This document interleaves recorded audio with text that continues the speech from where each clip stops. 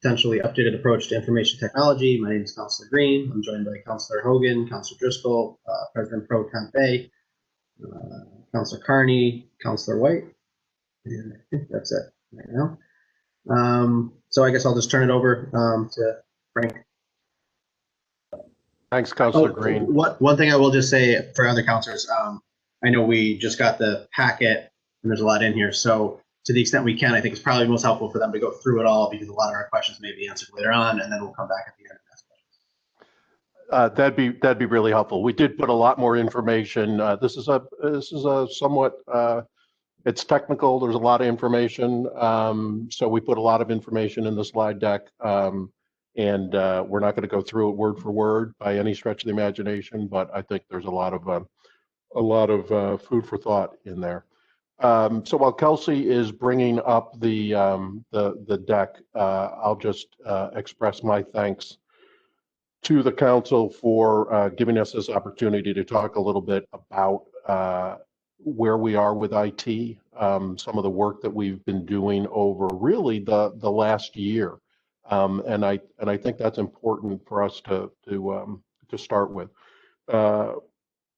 Sam Edelstein and Dave Proack and I started a small internal work group really just about a year ago, and to take a look at where IT is and where it's going.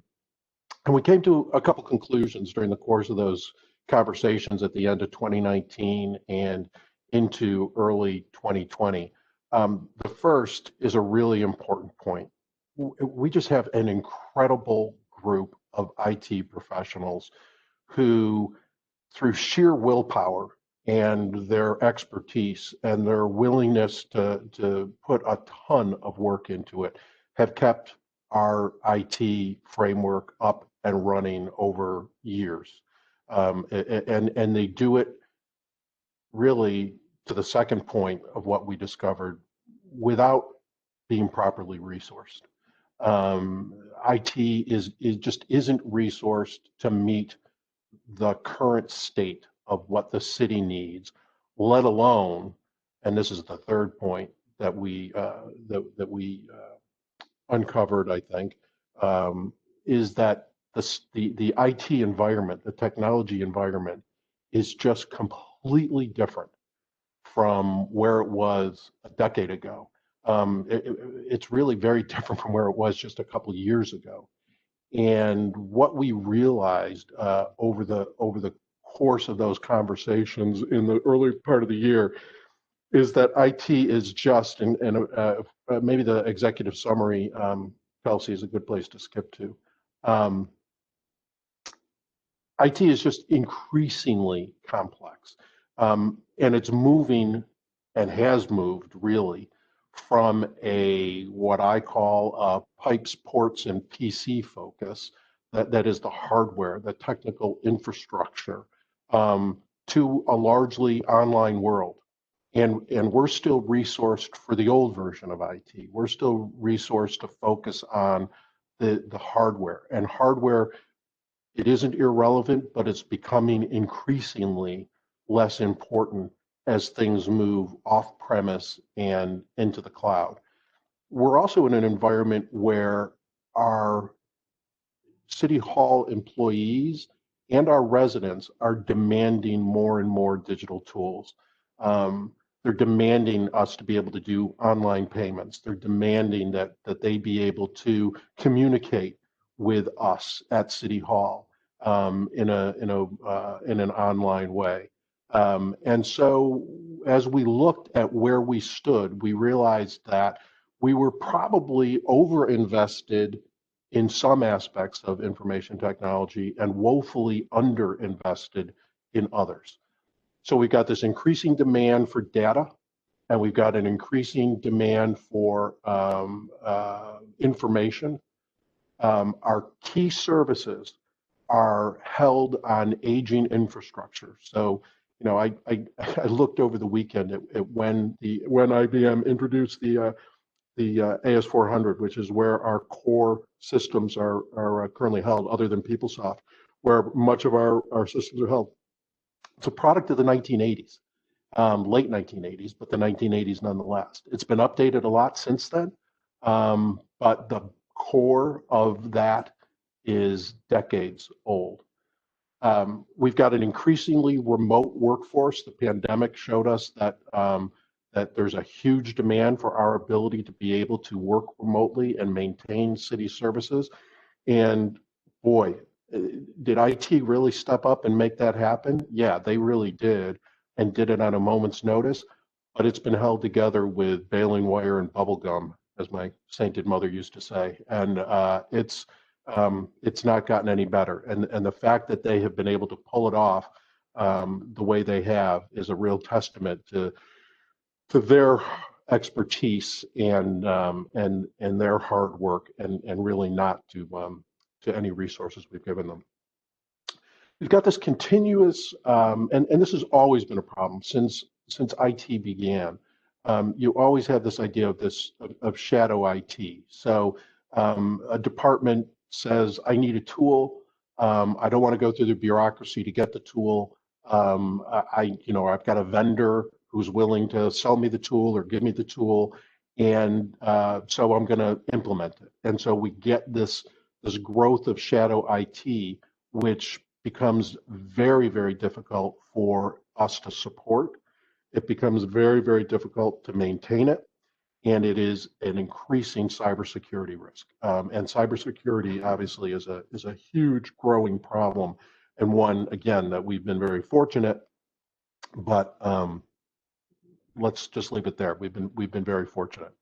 And then finally, the other thing that we really laid out is that we've got a lack of a consistent technology-driven governance structure.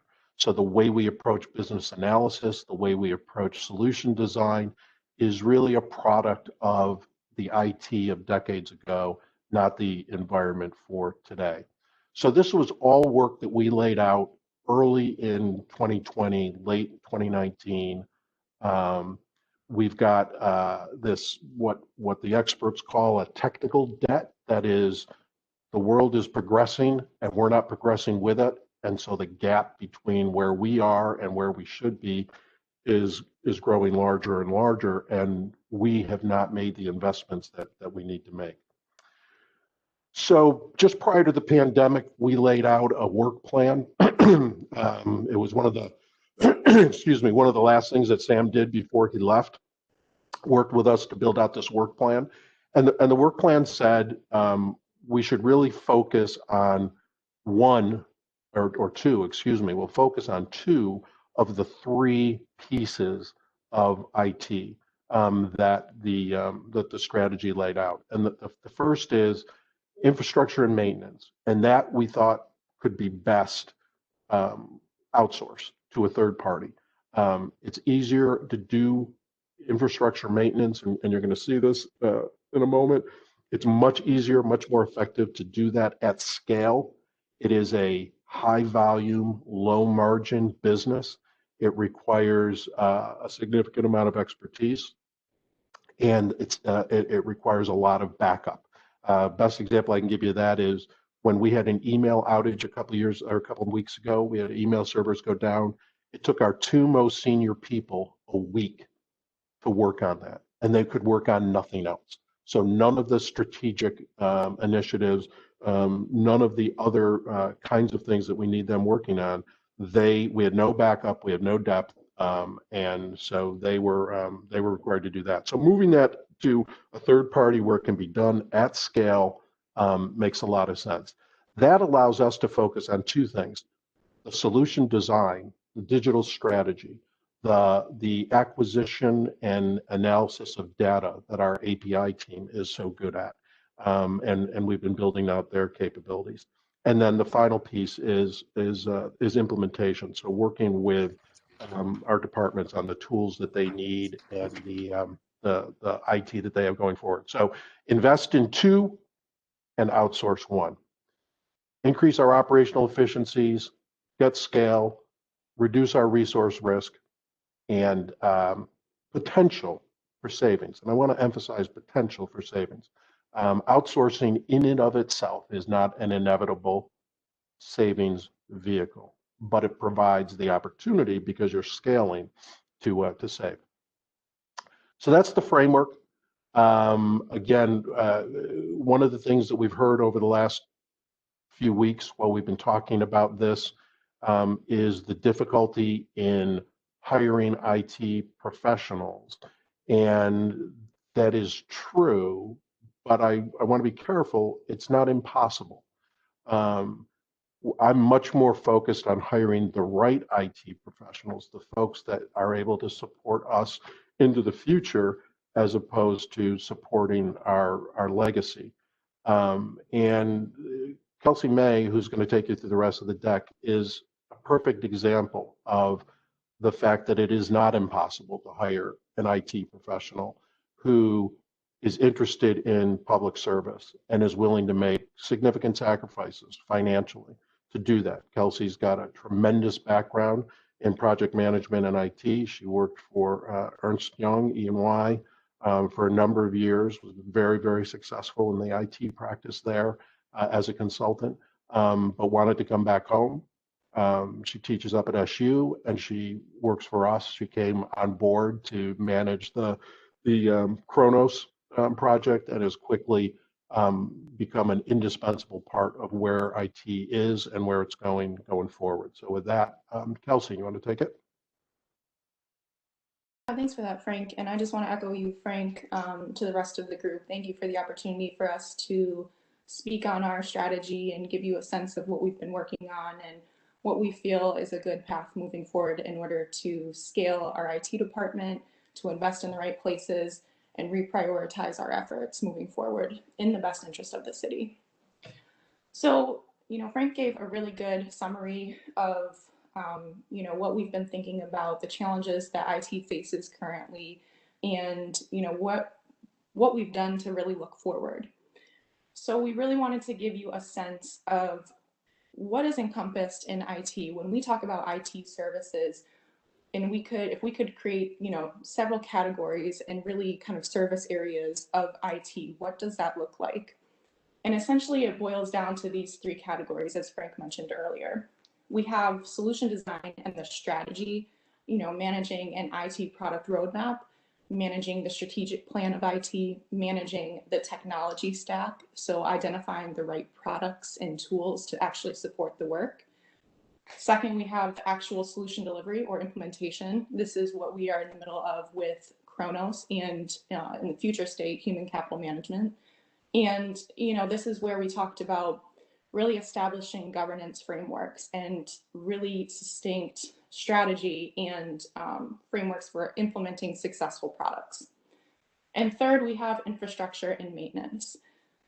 And as Frank mentioned earlier, this is where the primary workload has historically been. And this is the primary workload of the most senior members of the IT department. It is help desk, it is maintenance, it's technical support, it's all of these different things that keep the lights on, so to speak, keep operations running day to day. These are the most critical things. If email goes out, because we are on-prem Exchange servers for Outlook and Microsoft Office, that is where the priority lands. To get in a little bit of each of these three categories, what do we mean when we say solution design and strategy, and how does that impact the city? So as I mentioned, it really is choosing everything that is correct and aligns with our goals as a city. It is a vital value to the city. The needs of any organization are changing. Digital platforms, IT is becoming more and more ingrained in departments as they do business, cross-functionally as well. Departments no longer operate in silos. There's data that needs to be shared between departments. So in order to actually, choose the appropriate platforms, we need to invest in this. And we've done some work, right? You can't say that this is something that we've ignored.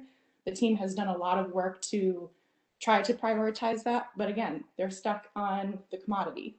They're stuck on infrastructure and maintenance, things that keep everything running. As a result, of not being able to prioritize that as much as we would like, we don't really have central control. We don't really have, a sense of what departments are doing. We don't really have a sense of which departments, what the requirements or the needs are of departments from an organizational perspective. And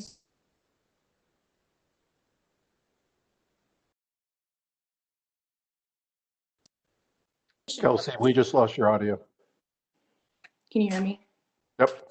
Okay, sorry about that. So as I mentioned, we really need to invest in the actual solution design and strategy. As far as actual implementation, we kind of break this out into two different categories as well. There is the digital services piece, and then there is the data and analytics piece.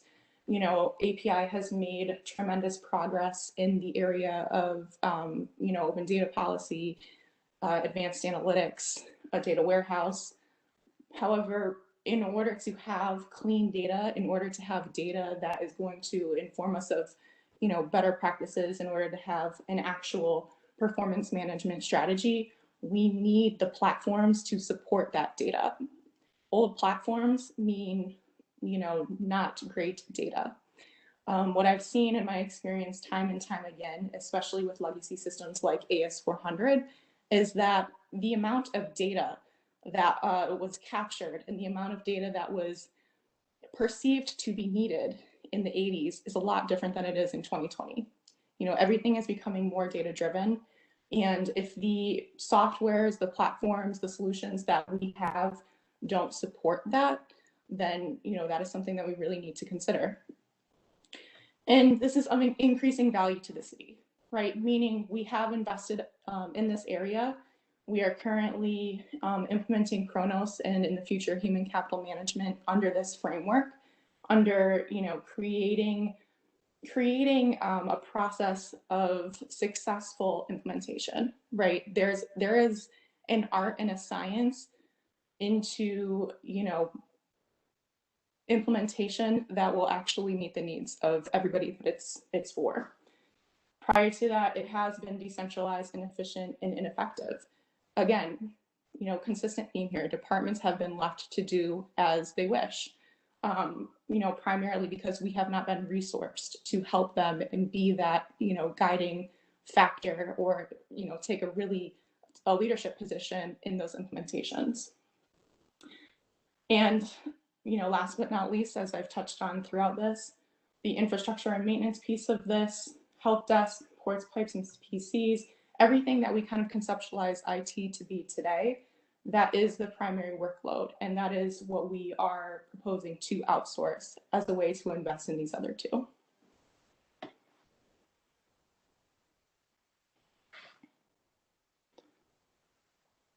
So Frank, I don't know if you want to talk about the left side here, what we are proposing as a future state.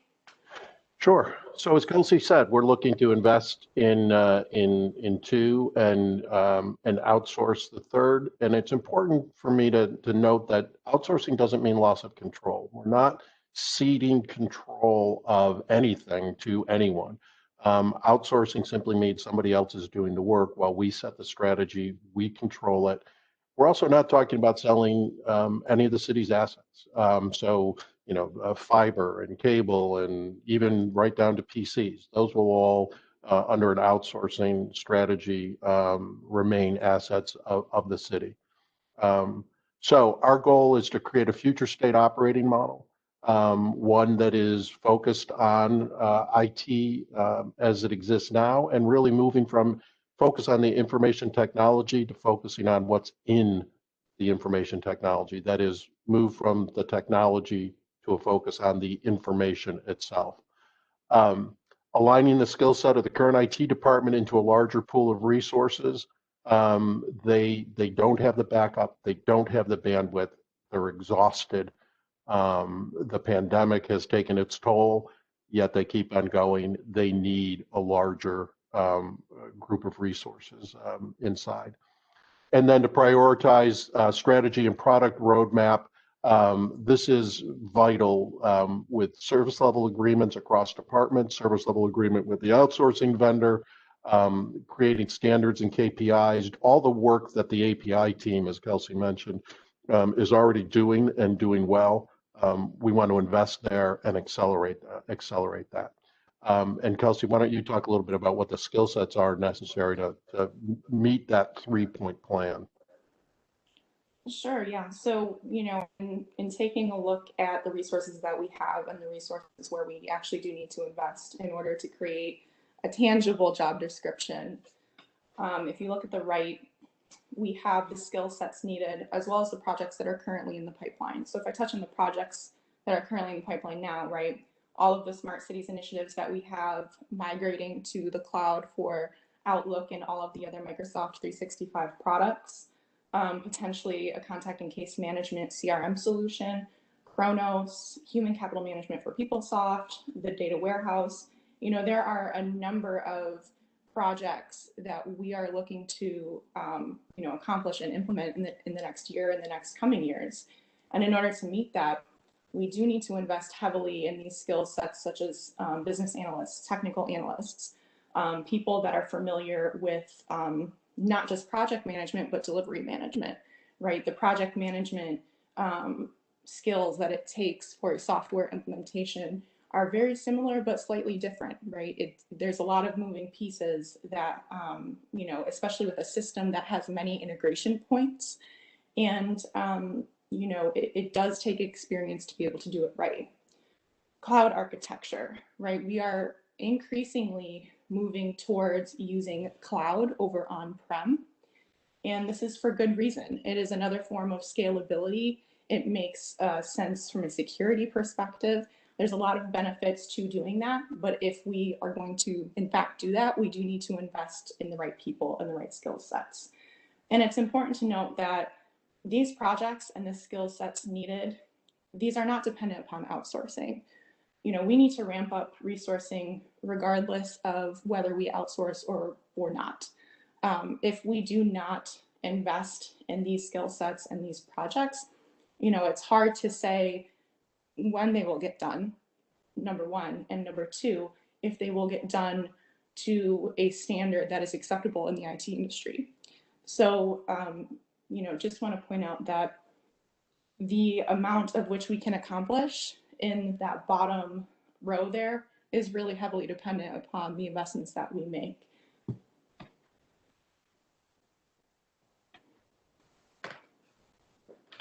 So I want to touch a little bit on what outsourcing actually looks like in practice.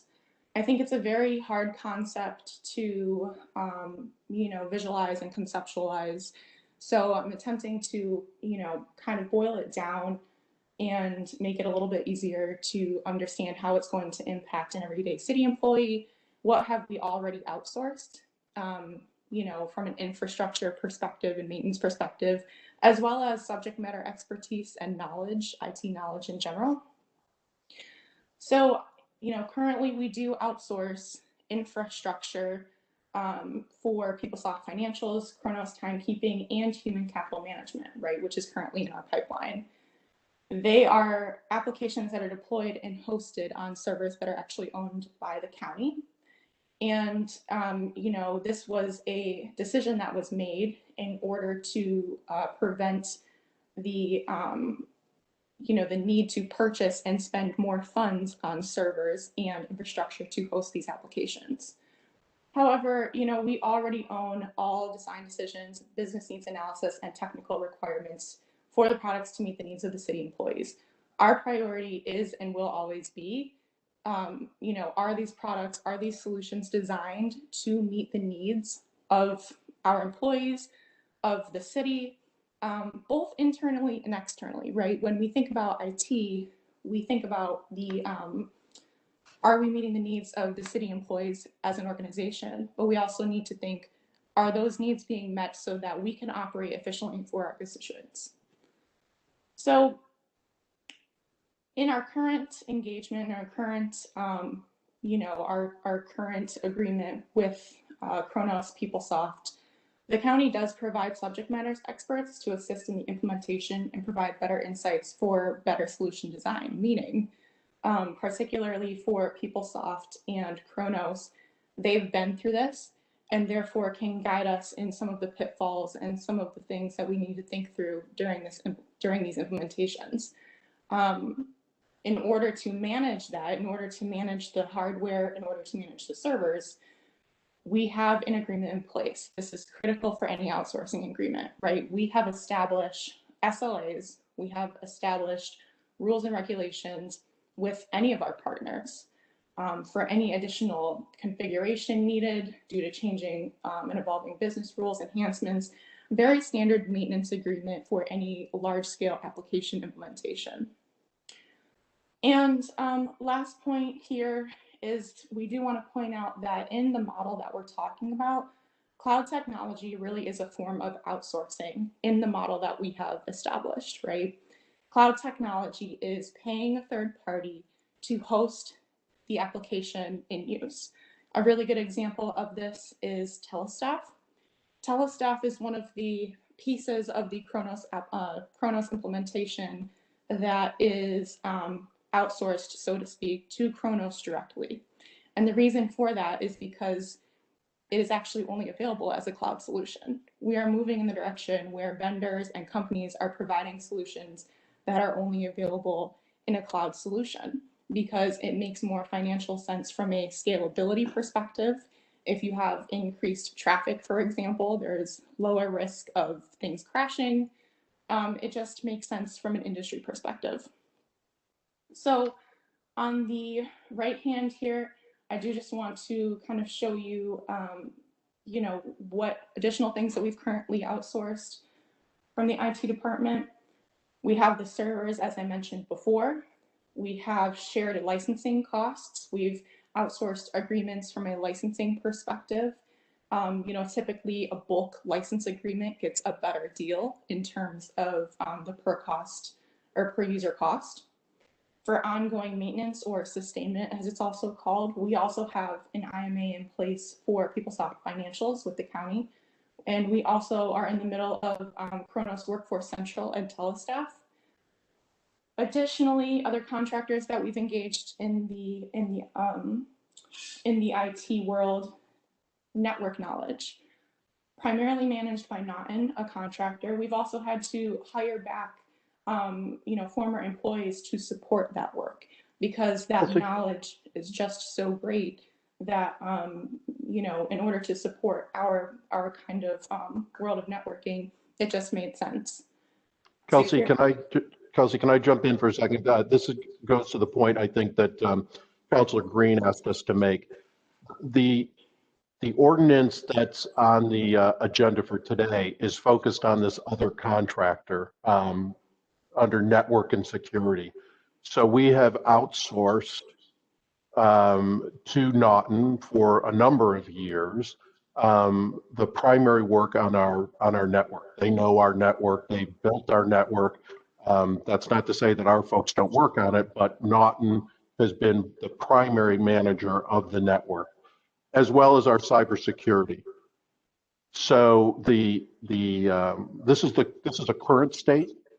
And what we're asking is, in the ordinance that's in front of you to vote on today, is for us to be able to continue that relationship with Naughton for another 6 months as we prepare an RFP to look to see whether Naughton is the right partner to continue with or whether another partner is more appropriate.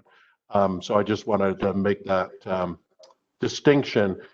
We kind of brought this idea of outsourcing and Naughton kind of all together, and they're really two separate issues: long-term outsourcing versus continuing the relationship that we have with Naughton. Kelsey, why don't we go to the last slide, and then I want to make sure we have opportunity for questions. So, you know, I mentioned that there are some savings that can be available through outsourcing, and Kelsey took us through some of the current outsourcing that we're doing, just to give you an idea of how valuable the relationship with one of our primary partners is. We calculate that it saves us somewhere around $200,000 a year, almost $203,000 a year to outsource PeopleSoft and Kronos. And I need to emphasize, PeopleSoft is what we call our core system. The nuts and bolts of the organization, the city, the financials, very soon our human capital management. So the actual core of who we are and what we're all about is not maintained by us. It is maintained by the county for us. We focus on the data. So we have full access to the data. We put the data in, we take the data out. But the everyday operation is managed by the county, and to the probably a saving somewhere in the, as I say, in the $200,000 arena. So it makes sense to us. You know, a lot of the conversation has been around whether the county is so far has been around whether the county is the right partner or not. We think the county makes sense as a partner, but they're not the only partner. When we began looking at this strategy in 2019, early 2020, we had a list of potential partners. County's at the top of that list, but there are other folks that are on that list as well. What we're looking for is a partner who knows us, who will provide the service level agreements that we need, that makes financial sense, and that will take care of our people. And that's the biggest part of this. You know, you received an email from one of the professionals in our IT department at the end of last week. And I just want to echo that what Stan said in that email is 100% correct. I've done you know, I spent a decade with an organization doing dozens of integrations and separations of IT among other systems. And the reality is we can make all of the case that Kelsey and I have talked to you about on paper, but the proof is your ability to implement it. And that comes down to people. And that comes down to an implementation plan. And that comes down to a strategy. And as many of these can go wrong as go right. And the city experienced one that went very badly. And I wasn't here for that. I only know about it anecdotally. But it strikes me from what I know anecdotally that the people weren't taken care of. We focused on the financial aspects. Financial aspects can't lead in something like this. It's about the people and it's about the plan. And we need to do it thoughtfully and we need to do it carefully, but candidly, we need to do it. So why don't we stop there and open it up for, I'm sure there are a ton of questions that Kelsey is more than prepared to answer. Thanks, Frank. So I guess my first question is, understanding that the infrastructure and maintenance portion is a commodity, and if we were to outsource that, you know, then we could focus more on the strategy and the delivery. But who at the city would be leading that effort, and how would we do that? It's a great question, Counselor. It's an important question. So the data, which is, you know, the management of information and the use of information, is already really led by API. And we've continued to invest in the API team and their ability to manage data. We've started to build out the business analysis portion of the business by bringing Kelsey on, and we'll bring in an additional person we're looking for right now who's going to focus on work around the web. So initially, that'll be a little bit decentralized, Kelsey focusing on the business needs and analysis. We'll need to bring in somebody who would be a liaison to whoever our third-party vendor is and to be able to assist. There are so many projects going on. We would need to build out that department. So we need to emphasize that IT is not going away. It's just being transformed, and we need to invest in it. But I mean, our current IT department, everyone there would be a county employee, right? With the exception of Kelsey and the webmaster that we're bringing on, and the third investment that we expect to make hope to make in the next budget year. Correct. Okay. And then the next question is from a financial standpoint, how do we get billed? I mean, is it a flat rate? Is it an hourly? How does that work? So there's a variety of different models. The model that the county has proposed, if they were to be the partner, is one that I'm pretty comfortable with, which is a flat rate against billable hours. So every hour is tracked, and that is built against or billed against a bank of hours that have been purchased up front. It's not an unusual financial model. And there's a reconciliation process. If you use less hours, then you reconcile and move down. If you're using more hours, you reconcile and you move up. But we think it's a pretty good bet, and it keeps the city whole. So we know that particularly in the first years when you're unsure of exactly how much work is going to be done and how much time you can save, it ensures that there's not going to be any additional cost, because you've capped the potential cost at a specific level. And then, so would this be a contract that's renewed in a period of time? Is it permanent? How would that work? Yes, sir. Absolutely renewed over a period of time and cancelable on notice. So no matter who the vendor is. There's service level agreements, and if we feel that the service level agreements aren't being kept, we give them notice and say we're going to take our business elsewhere. That may be we decide to bring it back in-house. I would hope that wouldn't be the case, because I don't think that makes sense, but we could. Or we move it to someone else. So it has a definitive term, whether that's 1 year or 3 years. 3 years is probably the standard, because no matter who you outsource to, they want some opportunity to get up to speed. So 3 years is usually comfortable, but it's cancelable on an agreed upon period of notice, usually somewhere between 90 days and 120 days. I mean, so the big concern I have is, we have, to your point, we have a lot of IT that needs to be upgraded and projects that need to be done. And you can imagine a scenario where our codes department wants to redo their ticketing system or whatever. And the county IT department also has a priority from the county executive. And, who's going to win that priority? Probably the county, because they work for them. And that's a concern, that we have that lack of control and a lack of prioritizing projects. And I can understand the idea that we would, be renewing a service agreement, but also the political reality is that once you have a series of county employees, to take that away and to lay off a bunch of people is very challenging, right? And I think we need to be cognizant of the fact that if this were to go, the likelihood that it would ever come back or to leave the county is low, right? So I think that level of strategic control over the prioritization of projects is the biggest concern for me to be. So it's one of two really big concerns. Absolutely agree. And in the framework that we laid out, the potential agreement with the county, we addressed this one. I'm pretty comfortable that we addressed it well, but the proof is in some cases in the implementation. So the agreement would be that the city and city projects and the city help desk would receive the same level of attention and the same level of response time and prioritization as any county project or county employee.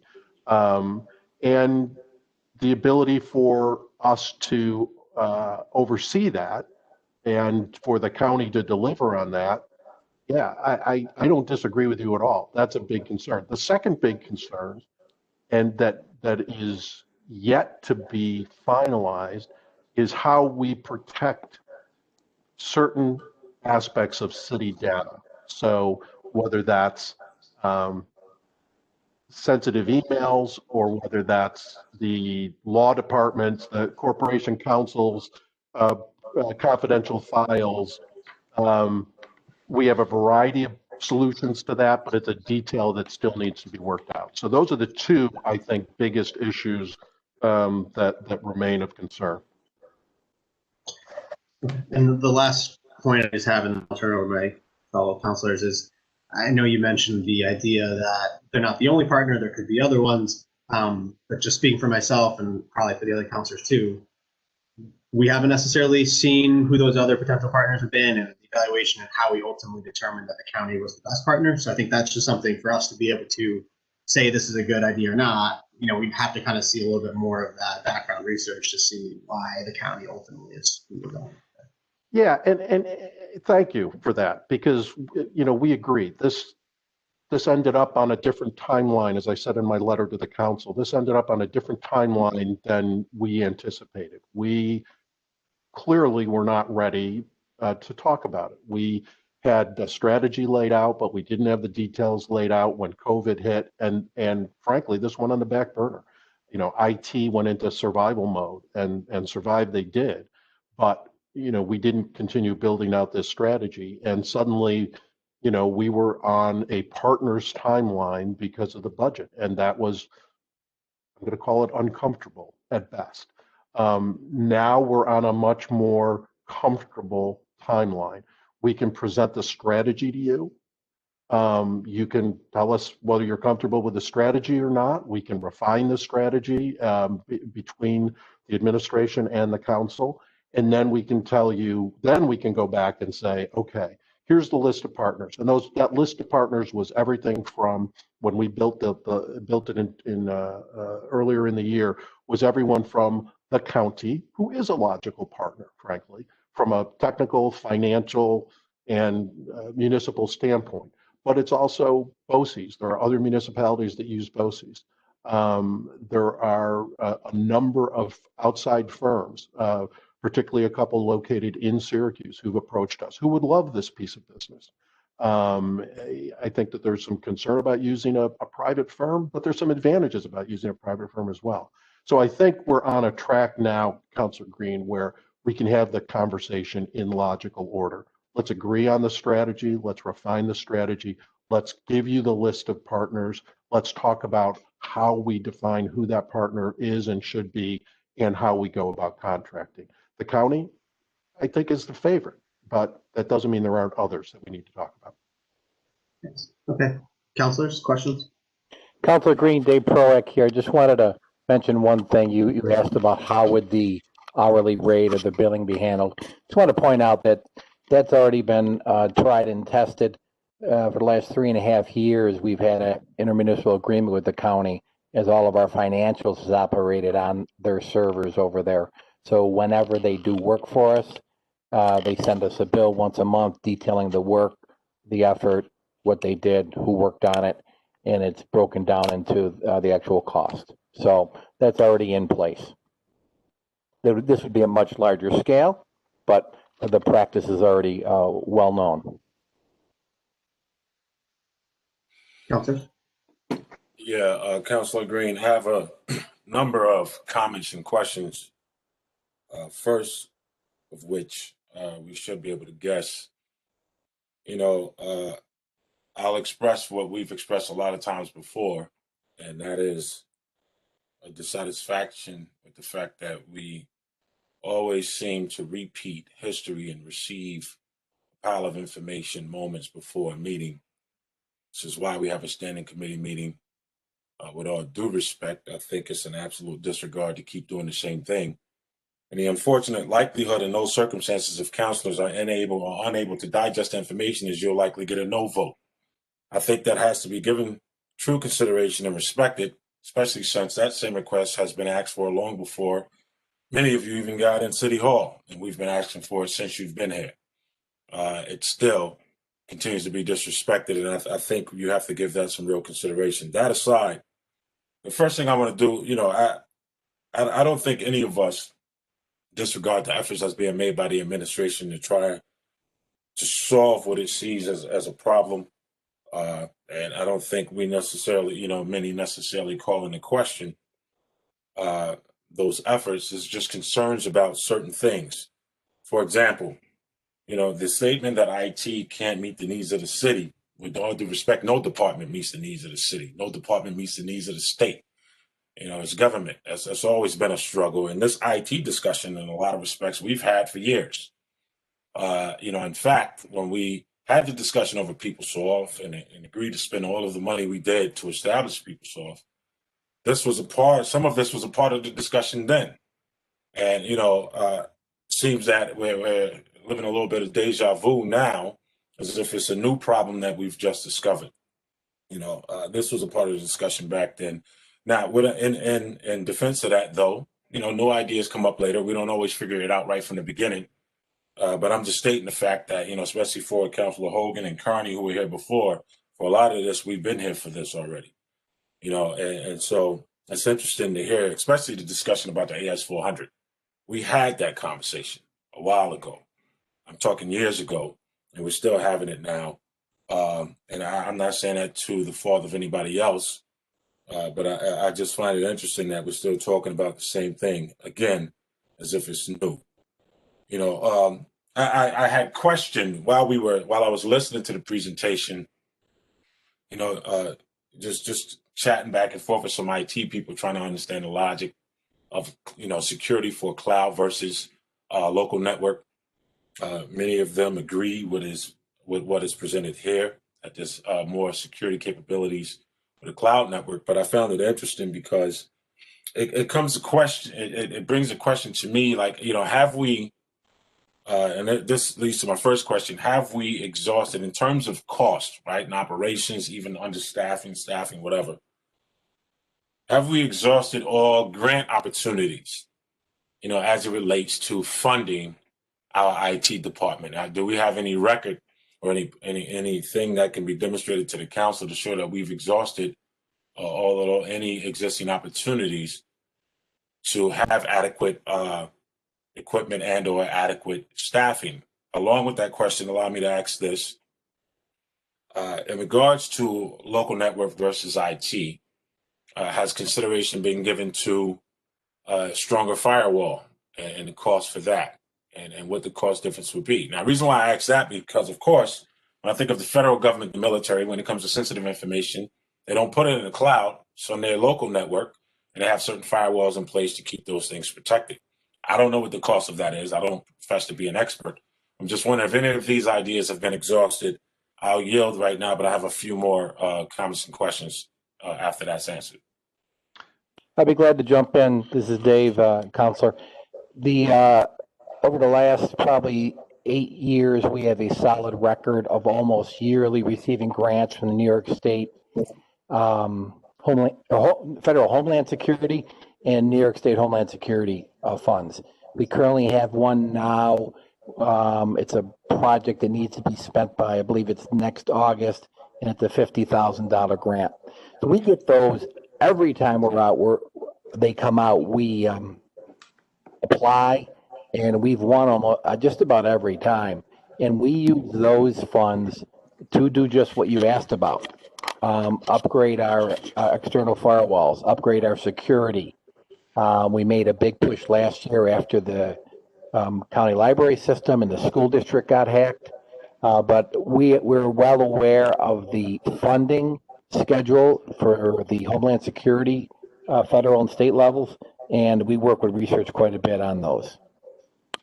So in terms of that track record, we've probably gotten 6 or 8 of those over the last 8 years. And I'll just add to that, Councilor Bay. The goal here is for us to continue to invest in the strategic and data-driven aspects of information management, while outsourcing, not de-emphasizing, but outsourcing the pipes, ports, and PCs. So we would continue to look for grants and dollars that allow us to make those investments in the higher value aspects of IT. Yeah, Councilor Bay, if I could, first, thank you for the feedback. I mean, like as you said, I'd hate for you to repeat yourself. You've been here a lot longer than I am. This is a lot of information to digest, and I want to extend to you as well as the rest of the group. I'm happy to meet with anybody and go through it in more detail if you, if you wish. So there's a couple points, Councilor Bay. You made a lot of points, and I want to make sure that I hit all of them. So please feel free to, speak up if I missed one or if I'm not. So you talked about AS400. I have seen, I've been to many clients working on AS400 retirement projects, And typically they do take years and years and years, to be honest with you. I left a client in Florida. We had laid out a 5-year retirement plan. When I left, we were 5 years into that 5-year retirement plan, and they probably had 4 to 5 years to go, because it is, although an old system, it is a complex process to take that system and transform it into a new product, a new solution that fits the needs of the departments, that fits the needs of the city. I think we have gotten, over the last few months at least, we have actually really started to put together a good retirement strategy. We've started to put together, we are in the middle of Chronos, which will be one piece of the retirement. We are in the process of putting together process, requirements, functional and technical requirements for human capital management. That will be another big chunk of retirement of the AS400.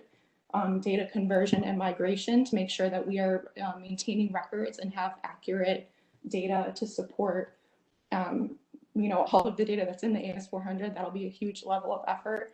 So, I don't want to be an optimist, but I think we have made huge progress in the last few months. So, in terms of cloud versus local network, in terms of, does the federal government use cloud technology? They do. So it is understandably so. Government has been slower to adopt cloud technology because of the control that government wants over the data, over the security, the assessments, over the comfort, really. Azure and AWS, two of the biggest cloud producers, two of the biggest cloud vendors in the world right now globally, have actually been involved with our federal government to create separate cloud instances that meet the security needs of federal government data. Microsoft, for example, actually also has a separate government cloud instance that if we were to pursue licensing agreements to move from Exchange servers to Outlook in the cloud, Microsoft Office in the cloud, we can have those conversations with them. It is used by the Pentagon, actually, their cloud infrastructure. So, all of these concerns over security, you're right to be concerned, absolutely. And, we need to address them. But it is possible to make the transition to cloud infrastructure in alignment rather with the federal government security standards. Allow me to clarify. It wasn't a question. With due respect, I appreciate that, but it wasn't a question. Okay. And while it may not be assumed, that statement was coming from somebody that I know in the Pentagon. There are things that they will not let into a cloud server, obviously, for security purposes. We know that they use clouds, but that is less sensitive information. And as it relates to local people, all people think their information is sensitive. And so that's why I asked that question about whether a stronger firewall has been considered. I appreciate Dave's response. And I don't know I don't know that any firewall is ironclad, and I don't know what an ironclad firewall would cost. But I think it's necessary that the questions be asked and that we understand that at least an effort has been made before we try other things. And that, I think, empowers the council with a greater ability to make a decision. One other thing, a couple other things real quick. And Frank, I understand the statement about constituents' demands. That's a little strange to me. And I'm going to be very deliberate here because I'm pretty sure if I walked around with this PowerPoint to most constituents, regardless of where they are in the city, they probably won't know what I'm talking about. So I want, I think that's, I don't want to say that was a reach there, but, and I don't doubt that there's been concerns about it. But, what we're talking about ultimately are those people that I just described. I mean, those are the people we work for. And the majority of them, as I stated, are not only probably unaware, but, would probably, especially if they're not IT literate, would find a lot of this a little confusing. Let me, Frank, I appreciate, though, the admitting that this is more about efficiency than it is about savings. And in a lot of instances, we know that that's often the case when there's talking about outsourcing or even shared services. There's always the promotion of savings when in fact, there may be it may be more about efficiency if efficiency can be validated. I want to say this though, because the statement about not knowing, there's no central operation. We don't know what's going on in the other departments. And again, I make this statement not to criticize, but to say, we had this discussion as well. In fact, when this administration started, the plan was that there will be a centralization of departments. And maybe this is the effort. I would wonder why the effort didn't happen sooner. Again, we've known of these problems even then. And COVID and the changes in COVID certainly can amplify the circumstance. But, we were behind the eight ball when most people were here now started. And centralization was supposed to be, in fact, it was presented as a main theme of this administration, certainly in City Hall when we talked many times before, and somebody can correct me if I'm wrong, but I don't believe I am. And so, it was already to be an effort. I appreciate the effort nevertheless, but I guess I question why there wasn't this robust discussion specifically about IT and its inability to perform then. The last two things I'll say, and then I'll stop. It's just a concern for what it means for jobs, and I know that Councilor Green made questions or statements in that respect. But I would like clarity on what it means for persons who currently work in IT. Some people like to work for the city. It may not be their preference to work for the county, it's just in all fairness that if the circumstances require, if that was the decision that a council supported, they may not, unfortunately have a choice. But the fact is, all individuals have choices, and I would like clarity on what it means for jobs. The last thing I'll say, and I'm going to try to be gentle with this statement, folks. Government is not like corporations. You can't break it up and sell it for parts. And so I'm very cautious of what appears to be a liquidation of local government, or certainly a breaking up of local government into pieces, so much so that while it's in the name of efficiency, the local electeds and the people have no clue about what's going on with their government anymore. And this speaks to the point that Councilor Green made that, if there's a county demand and or issues, and when you have people in the county, with all due respect, who, as been demonstrated, not only during the discussion on consolidation, but even prior, let me be blunt, their disdain for the city. And we want those same individuals to manage any part of city's business is not an attractive idea. And I'm sure many of you may not have been present during some of those discussions, but they were very colorful. So again, let me get back to the question about jobs, and I'll stop there. I'll stop there, Councilor Green. So let me, if I may, respond to the first off to the question about jobs. The absolute one of the most significant objectives, as I said earlier on, in order for this to be successful, it's about people. We can have the best technical and financial path, but without people, we're not going to achieve those objectives. So the focus throughout this has been, how do we preserve the jobs of everybody who's currently working in IT, and how do we keep them, if we were to go with outsourcing strategy, how would we keep them whole in terms of their seniority, in terms of their union benefits, in terms of their salaries?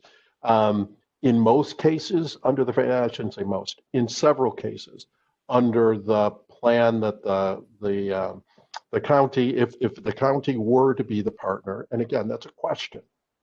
It's not an answer, it's a question. If the county were to be the partner, several of the folks who currently are on the city's IT payroll would be better off from a financial standpoint than they are now. all would be kept whole in terms of seniority benefits, job security, union benefits, all of those things.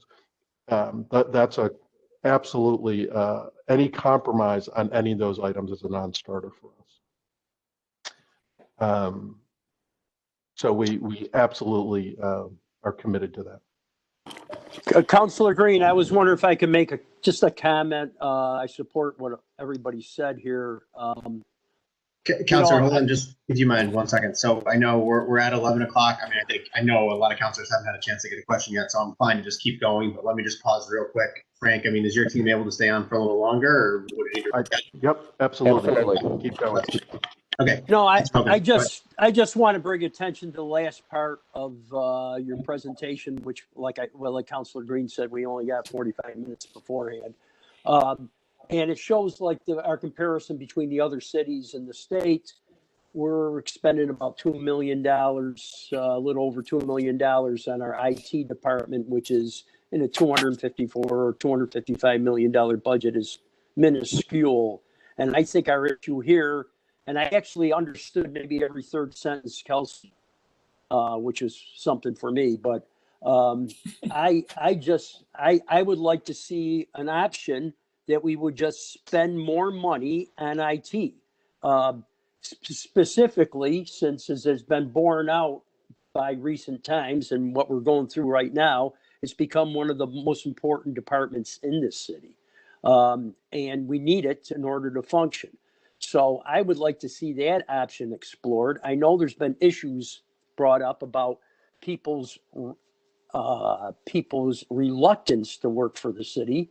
I think if we need to pay people more money, obviously, Kelsey's presentation borne out that there are some young folks out there who are really good at what they do and very skilled that have decided to work for the city. So I just want to make that comment. I would like to see that option explored before we go down the path of any kind of like consolidation with the county or any kind of joining with the county. This has been done before. In fact, I'm old enough to remember probably the most disastrous one we did in 1971 when the city and the county joined in the planning commission that effect really hurt the city as far as our zoning classification. I just want to make that comment. I appreciate everybody on this, and thank you. So, Councilor Hogan, if I may, I first off agree with you considerably. Where I think the point of conversation is not do we need to invest in IT? Emphatically, we need to invest in IT. There is no question that we need to invest in IT. And there is no question that we have under-resourced IT to our detriment over a period of years. Absolutely 100% agree with you. I think the question for us, the discussion point is, where are those dollars, that increased investment, best used? I would contend, and I think we've tried to make the case today, that investing in network administration, the pipes, the ports, and the PCs is not the best use of those dollars. That the best use of those dollars is to invest in solution design and strategy and solution delivery. We need to build those parts of information technology out. We need to invest. We need to invest in people. We need to invest in systems. We need to invest in all the support and the infrastructure that goes along with that support. Our ability to manage cloud, our ability to manage vendors, our ability to manage products that departments are using, and our ability to have a strategy going forward. Where I would suggest that it doesn't make sense, and this is, reasonable people are going to disagree on this, I would suggest it doesn't make sense to spend a huge additional amount is on the part of the business that's going away. And the part of the business that's going away are the pipes, ports, and PCs, that we use less and less of that as things move to the cloud. And that's right now the entirety of our IT department.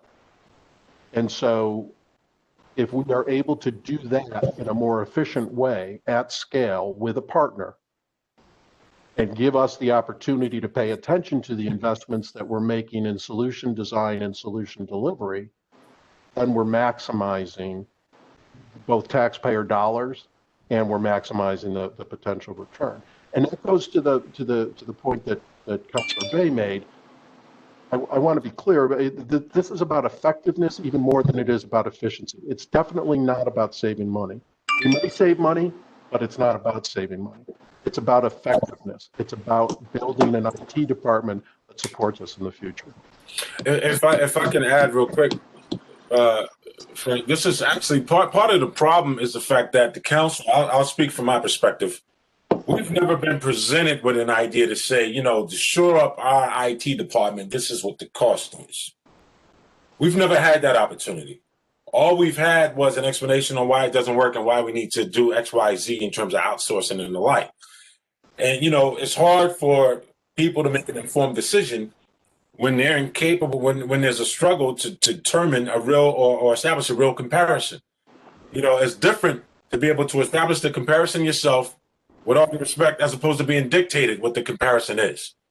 I'm a person who like to compare things myself, right? And so if it's never, to Councilor Hogan's point, if we've never even been, if it's never been stated to us, this would be the cost to shore up our department, to make it operational, to make it efficient and effective.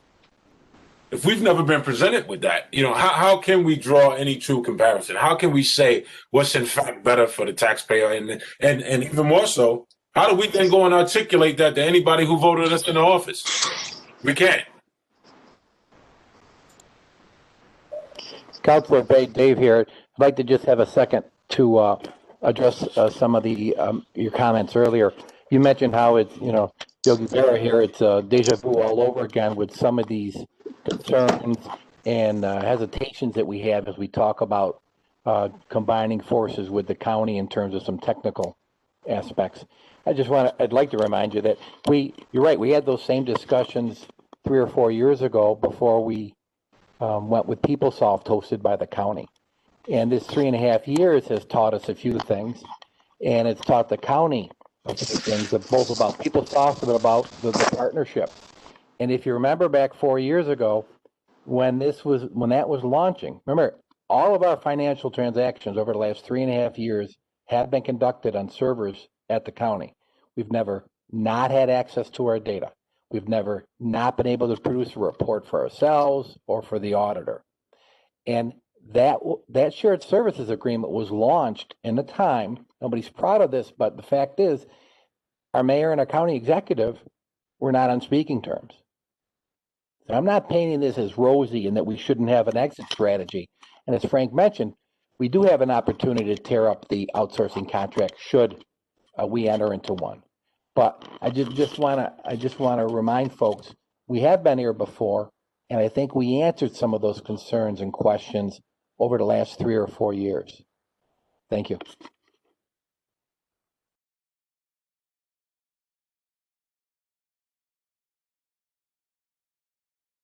Councilor Bay, I think you're muted.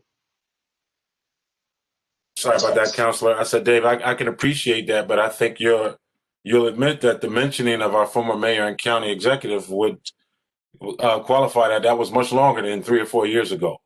First, and I am aware of that. It doesn't speak to the issue that I just voiced to Frank, but I appreciate that, Dave, nevertheless. And again, what we're talking about, what I'm talking about, I'm voted in like many other, like all, the rest of my colleagues, in the council by people, to effectively manage and in our position, provide oversight for the management of the people's assets.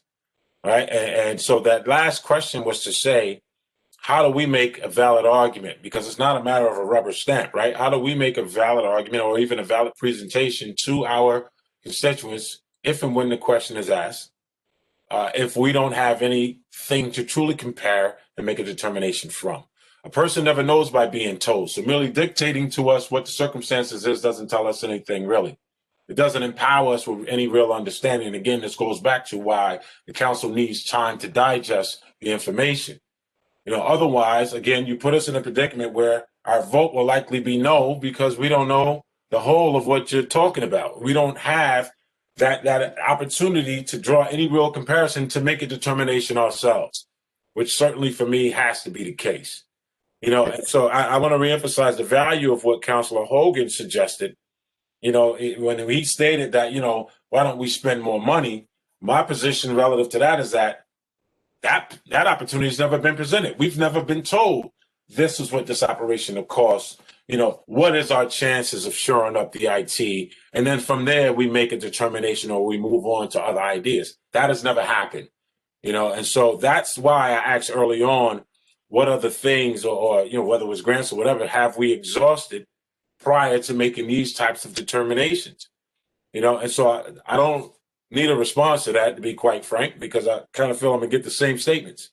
The bottom line is we didn't get anything to compare it to from the beginning. Questions Councilor from? Green, if I may. Yeah, sure. Go ahead, Councilor. Thank you. I'm just interested in knowing, I believe I heard that there were already some draft agreements concerning this consolidation or proposed outsourcing in place. So to what extent can any of you tell me what agreements were or are in place, or what sort of agreements were being contemplated before this even reached the council? So there was in order for the county to put it on into their budget cycle, we were in early conversations, I would characterize them, with the county as a potential partner as we were working through the strategy that you've seen today. And in order for the county to put that into their budget cycle, the framework of what would be included in an IMA was built out. But that was always with an understanding that that was to accommodate the county's process, but that there was a ton of work that still needed to be done on the city side, not the least of which is having this conversation with the council. There was never any intent nor thought to put we couldn't. I mean, it's not possible for us to come to an agreement with the county or any vendor without having this conversation with the common council first. Thank you. And secondary to that, and I'm glad you brought up the abstract, is how was the number of $1.5 million reached? Two ways, really. The county looked at our budget. We looked at our budget. We talked about what the current expense for the portions of IT that would be transferred to a vendor. And that is roughly $1.5 million, actually a little bit less than that, somewhere on average in the $1.4 million range. That happened to be, coincidentally, the currently unassigned portion of the average or the ongoing abstract levy. So that's where the number came from, two different sources. Okay. And lastly, in considering whether or not this outsourcing would go on, whether it be the county or some other third-party entity, would there still remain employees on site that would be, directly responsive to our needs? So initially, yes, as part of any outsourcing, we would require that the vendor provide us with dedicated employees. And as the relationship evolves and our ability to manage it and understand where it's going right and where it's going wrong, that might conceivably evolve down the road, but initially, absolutely.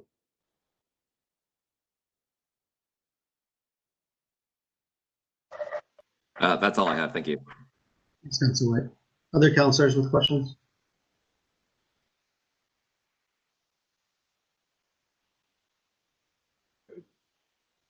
Anyone else? Councilor Green, if there's no other questions, and obviously I don't want to cut anybody off if there is, if I can just go back to the one point about today's vote, and I know you all know this, so I'm stating the obvious.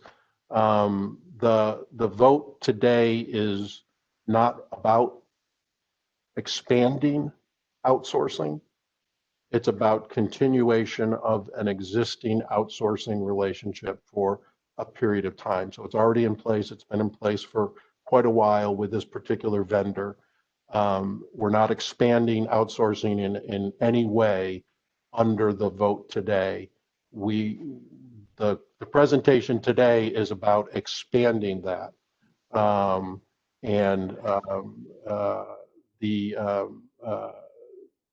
That's an entirely separate conversation that, will eventually have to come to you for a vote.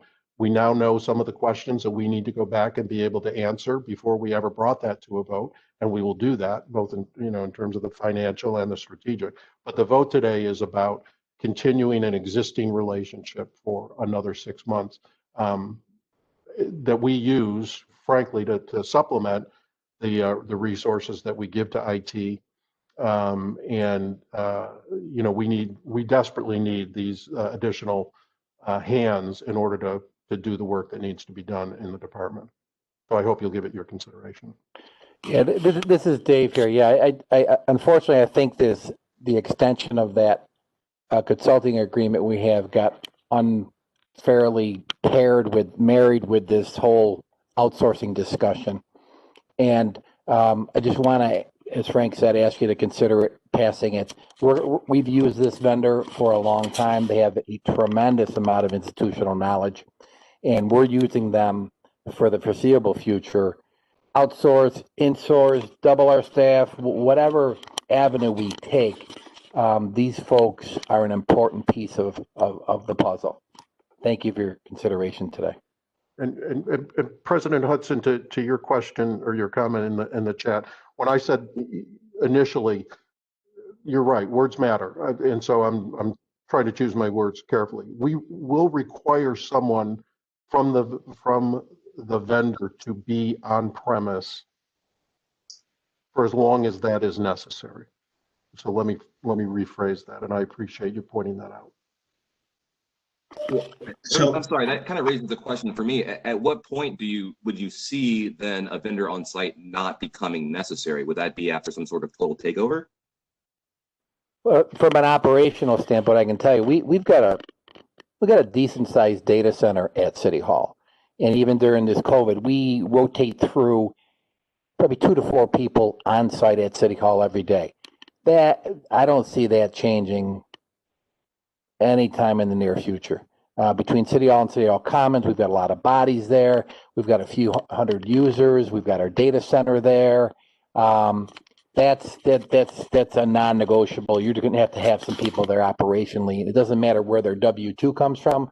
We're going to have people in that building for a while.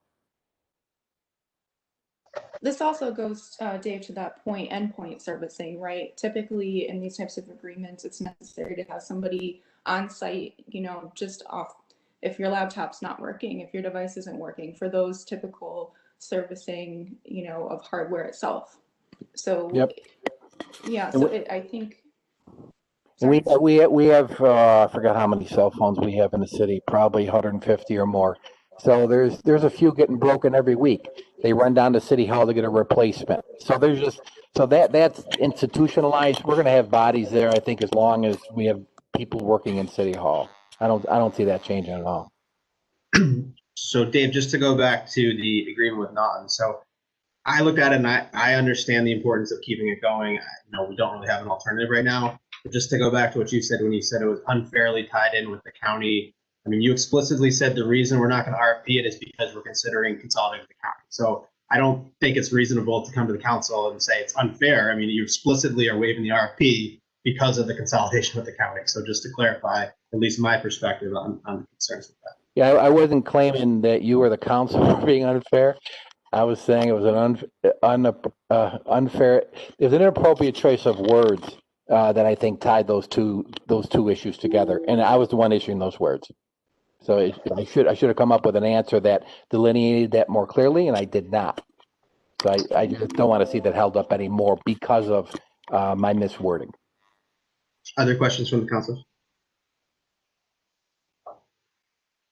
Okay. I will thank you all very much for the presentation, and we'll see everyone at 12 for our study session.